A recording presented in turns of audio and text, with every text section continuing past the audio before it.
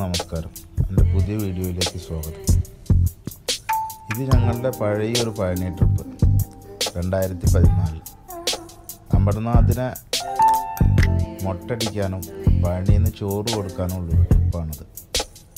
അന്നെടുത്ത കുറേ ഫോട്ടോകൾ, 508 ഫോട്ടോ കൊണ്ടാണ് ഈ വീഡിയോ ഉണ്ടാക്കിയിട്ടുള്ളത്. നമ്മളെല്ലാ ആളുകളും എവിടെ പോയാലും കുറേ ഫോട്ടോസ് എടുക്കും. എന്നിട്ട് അത് കുറേ കാലം കഴിഞ്ഞാൽ ഡിലേറ്റ് ചെയ്ത് കളയും. പിന്നെ അതുകൊണ്ട് എന്താണ് ഒരു ഉപകാരമുള്ളത്? അതിൽ നിന്ന് നമ്മൾ 1-2 ഫോട്ടോ മാത്രം ഫേസ്ബുക്കിൽ അപ്ലോഡ് ചെയ്യും. വർഷാവർഷം സുക്കർബർഗ് അത് ഓർമ്മപ്പെടുത്തും. അപ്പോൾ അന്നത്തെ കുറേ കളക്ഷൻസ് ഉണ്ടായിരുന്നു എൻ്റെ കയ്യിൽ. അപ്പോൾ അത് ഒരു വീഡിയോ രൂപത്തിലാക്കിയിട്ട് യൂട്യൂബിൽ അപ്ലോഡ് ചെയ്യാമെന്ന് വിചാരിച്ചു. എനിക്ക് മാത്രമല്ല, എല്ലാവർക്കും കാണാൻ പറ്റുന്ന ഒരു സംഭവമല്ലേ, പഴയ കാലത്തിലേക്ക് ഒരു ഓർമ്മ. ഇപ്പോൾ അമർനാഥൊക്കെ വലുതായി. അമർനാഥിന് അന്ന് ചോറ് കൊടുക്കാൻ പോയ കാര്യങ്ങളൊന്നും ഓർമ്മ ഉണ്ടാവില്ല. അവൻ ഇപ്പോൾ മഡോണയുടെ വർഗത്തിൽപ്പെട്ടൊന്നല്ലല്ലോ. 1 വയസ്സിലും 6 മാസത്തിലൊക്കെ നടന്ന കാര്യങ്ങൾ ഓർമ്മ വരാൻ വേണ്ടിയിട്ട്. അന്ന് ഈ പഴനി ട്രിപ്പിലുണ്ടായിരുന്ന ഒരുപാട് ആളുകൾക്ക് ഒരുപാട് മാറ്റങ്ങൾ സംഭവിച്ചു. അമർനാഥ് വലുതായി.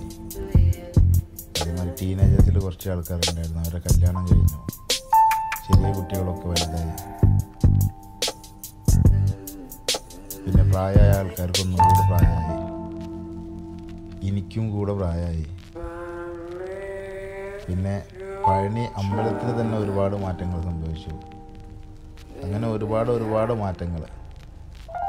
ഈ മാറ്റങ്ങളൊക്കെ ഒന്ന് തിരിഞ്ഞു നോക്കാൻ വേണ്ടിയിട്ടാണ് നമ്മൾ വന്ന വഴി. അത് കാണാൻ വേണ്ടിയിട്ടാണ് ഞാൻ ഈ പഴയ ആൽബമൊക്കെ ഒന്ന് എടുത്തിട്ട് പൊടി തട്ടിയെടുത്തത്. അങ്ങനെ എനിക്ക് തോന്നിയതാണ്. ഇപ്പോൾ ഒരു 8 വർഷം കഴിഞ്ഞപ്പോൾ എനിക്ക് ഇങ്ങനെ തോന്നുന്നുണ്ട് വെച്ചാൽ, 15-20 കൊല്ലം ഇനി ജീവിച്ചിരിക്കുകയാണെങ്കിൽ ആ കാലത്ത് എങ്ങനെ നോക്കിക്കാണാം ഇത്. നിങ്ങളിൽ ആരൊക്കെ ഇതുപോലുള്ള ഫോട്ടോസ് സൂക്ഷിച്ചു വെച്ചിട്ടുണ്ട്? അത് 1-2 ഫോട്ടോകളല്ല, ഒരു ട്രിപ്പിൻ്റെ ഫുള്ളായിട്ടുള്ള ഫോട്ടോ.